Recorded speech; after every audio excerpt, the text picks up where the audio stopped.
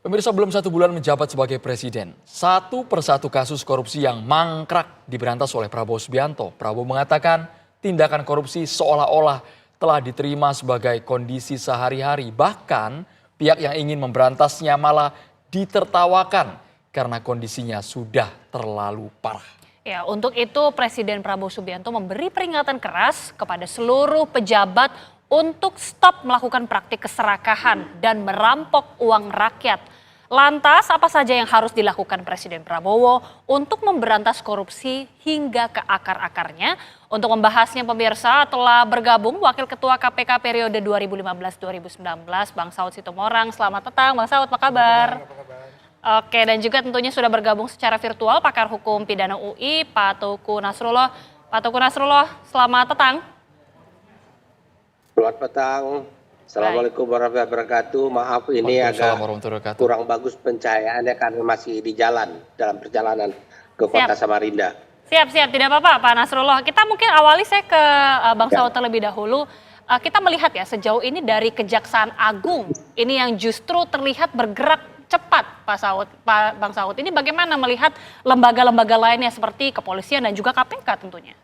Iya, saya bergerak dari intelijen dulu ya, karena kan 30 tahun di sana. Jadi kalau presiden itu batuk aja, seluruh rakyat, apalagi penyelenggara negara udah paham kenapa dia batuk. Gitu. Ini kan udah berkali-kali ngomong, bahkan di tulisannya sendiri yang 200 lebih 4 halaman itu, yang mengenai strategi 2045 menuju Indonesia Emas itu bahkan kalau kita mau membaca itu, lebih hampir 18 kali dia menyebut anti korupsi, itu sebenarnya perintah gitu. Nah sekarang dari 3 penegak hukum yang bisa menafsirkan perintah Pak Prabowo ini siapa? Oke, kita katakan beberapa case belakangan itu mungkin penyelidikannya mulai yang lalu. Tapi kan kita juga paham penyelidikan bertahun-tahun pun selalu tidak jalan kalau tidak ada yang menginspirasi. Nah oleh sebab itu inspirasinya udah jelas, statementnya udah jelas, hampir di setiap tempat menyatakan ada kerugian. Bahkan kalau di paper yang 200 halaman itu ada angka 80% penyimpangan dan seterusnya. Dia detail-detail itu paham. Jadi kita menghargai presiden ini paham detail-detail itu. Jadi sekali lagi tinggal bagaimana kita, masyarakat juga gitu. Jadi saya malah agak masuk ke lebih detail. Umpamanya kalau besok umur 17 tahun, anak saya mau bikin SIM. Begitu mulai diminta uang harus boleh ngomong, Pak Presiden nggak bilang boleh loh. Iya kan, karena kan anak-anak kita mulai orang Indonesia ini memulai songgokan pertama kan waktu ngurus SIM.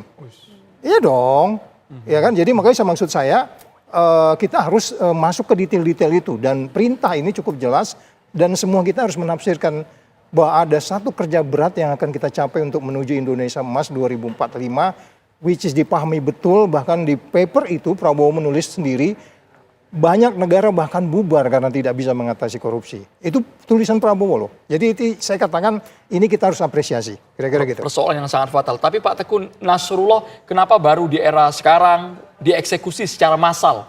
Ini baru belum genap 1 bulan, mungkin sudah ada puluhan kasus korupsi yang terungkap. Ya, saya pertama begini ya. Saya hampir sependapat dengan Pak Saud, namun referensinya berbeda.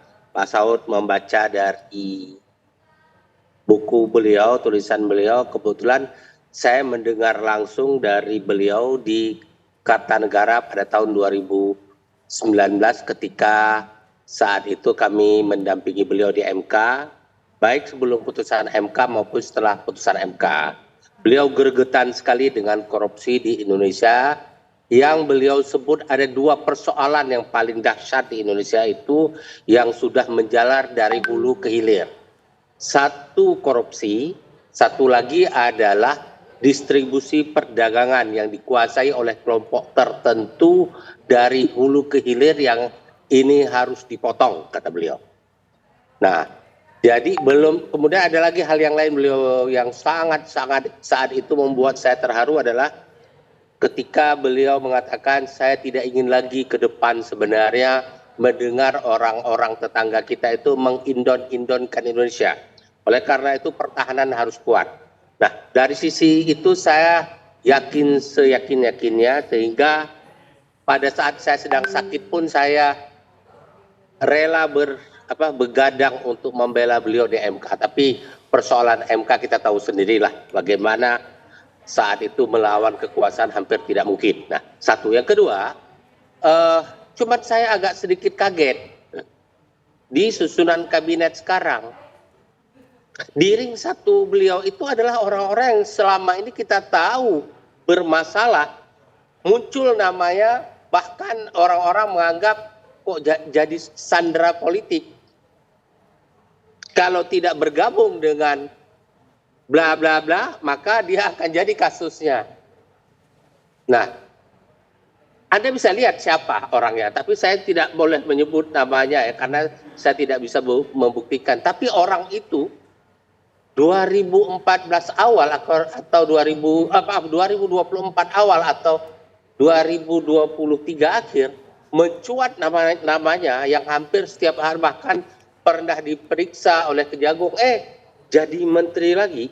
Bang Nasrullah, Satu sisi, sorry Bang, kita tarik dengan nama-nama yang terbaru sekarang. Ada Zarov Rikar, kemudian yang terbaru ada Dirjen Perkereta Apian. Kemarin juga ada nama Tom Lembong, mantan Mendak yang juga tersangkut. Mantan pejabat Mahkamah Agung. Kalau Zarov Rikar itu lain namanya, itu saat itu kan sudah terjadi inceran khusus oleh Kejaksaan Agung karena terkait antara lain dengan kasus yang ditangani oleh Kejagung yang putusannya bebas ya. Tapi kalau yang sekarang Tom Lembong, ini yang menjadi heran saya adalah kasus Tom Lembong. Justru agak heran saya, walaupun kita dukung penegakan hukum pemberantasan korupsi tanpa pandang bulu, cuman dalam kasus Tom Lembong ini menurut hemat saya, untuk peraturan yang sama, keadaan yang sama, dan perlakuan yang sama oleh para menteri terhadap sebuah kebijakan, maka penegakan hukumnya tidak boleh beda-beda. Kalau Tom Lembong ini bermasalah, maka harus dipermasalahkan juga penerus Tom Lembong atau sebelum Tom Lembong. Tentunya dengan syarat, hukumnya sama, aturannya sama, kondisi yang ada sama. Nah, sehingga kita tidak boleh terjebak. Pak Prabowo harus menjaga diri. Jangan sampai terjebak seperti kritik kita selama ini, Pak Saud Sitomorang, semua mengkritisi. Orang ada yang mengatakan hukum itu tajam ke bawah, tumpul ke atas. Kalau saya mengatakan tajam ke kiri, tumpul ke kanan. Nah, jangan sampai, justru gini, kalau kita lihat akhir 2023 atau awal 2024, pertengahan 2024, nama Tom Lembong itu tidak pernah muncul ke permukaan dalam kasus impor gula dan lain. Nama lain justru yang muncul. Langsung Tetapi kan karena orang mempersepsikan seperti itu dan menghubungkan. Tapi satu hal, saya percaya penuh Pak Prabowo punya niat. Hanya saja dia belum maksimum kekuasaan di tangan dia. Niatnya itu baik. Saya berkali-kali duduk ngobrol sama beliau, saya mendengar narasi-narasi beliau dari sisi narasi, dari sisi pikiran, dari sisi semangat yang beliau tampilkan. Saya pikir orang ini harus memimpin Indonesia suatu saat. Ini orang yang kita harapkan dan bisa berdiri tegak di dunia internasional. Tapi apakah beliau sekarang dalam keadaan tersandera juga, itu yang agak-agak saya heran dengan penyusunan kabinet sekarang. Saya langsung ke Bang Saud. Ini kita sudah lihat ya Bang Saud, semangat pemberantasan korupsinya ini baru sebulan tapi sudah luar biasa sekali. Tapi kalau mungkin ada kritik juga nih dari Pak Nasrullah bahwa jangan sampai tajam ke kanan tapi tumpul ke kiri. Bang Saud melihatnya bagaimana? Iya, jadi memang ada banyak yang harus diselesaikan oleh di periode ini ya. Kita hari ini kan bicara pasal 2, pasal 3. Pasal 2, pasal 3 itu problematik betul. Itu termasuk pasal yang bikin saya paling sebel kalau di KPK itu. Ada kerugian tetapi kickback yang nggak ada, itu masih perdebatan. Oleh sebab itu yang diminta oleh beberapa kali saya katakan, di review Indonesia, karena indeks persepsi korupsi kita 34, kita harus menjelaskan ya kerugian negara itu apa sebenarnya. Itu bisa berdebat tentang ada tidaknya kickback, mens rea dan seterusnya. Dan tadi sudah disampaikan oleh Pak Nasrullah, masih ada kasus lain yang sama. Saya mengatakan, kalau dalam pikiran saya, jangan-jangan lebih ribuan kasus yang sebenarnya ada potensi kerugian negara, tapi kita tidak bisa selesaikan karena persoalan tadi itu. Niat jahat, perhitungan kerugian negaranya, baru kemudian mens rea-nya. Pasal 2 itu adalah mengenai penyelewengan. kalaupun di situ ada debat juga yang namanya business judgment rule, ya Tom Lembong business judgment rule-nya, kita kekurangan gula nih, sebenarnya nggak nunggu rapat juga bisa gitu loh.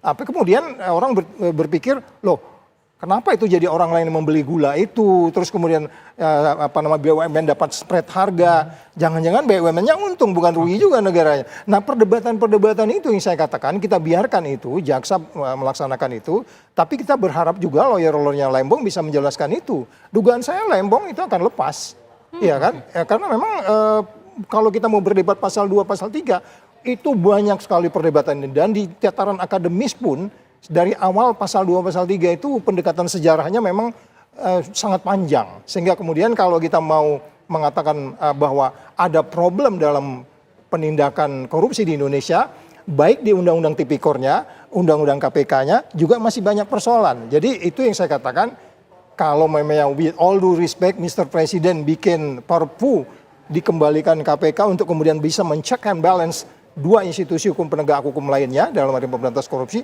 akan lebih baik. Nah itu sebabnya masih ada waktu untuk kemudian kita untuk melihat, pernah saya dengar menteri dikasih waktu 60 hari untuk berkinerja sebelum mereka diganti oleh presiden.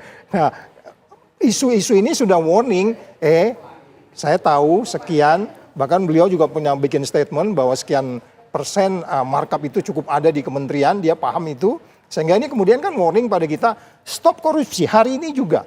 Sehingga kemudian kita bisa memperbaiki hal-hal lain yang menyangkut undang-undang tipikor kita, terus kemudian KPK sendiri, dan posisi Polri, posisi kejaksaan, dan seterusnya. Itu sebenarnya kita yakin bahwa pedang pemberantasan korupsinya udah dipegang oleh presiden. Dan ini lebih gampang. Tapi Bang Saud dengan menafsirkan kalimat peringatan keras ini, apakah nantinya akan ada langkah konkret? Kejagungnya yang dikuatkan, KPK-nya, polisinya, atau memang ada pasukan khusus Satgas yang disiapkan untuk memberantas korupsi? Sesaat lagi Bang Saud. Kita harus jeda hanya di Kabar Petang pemirsa.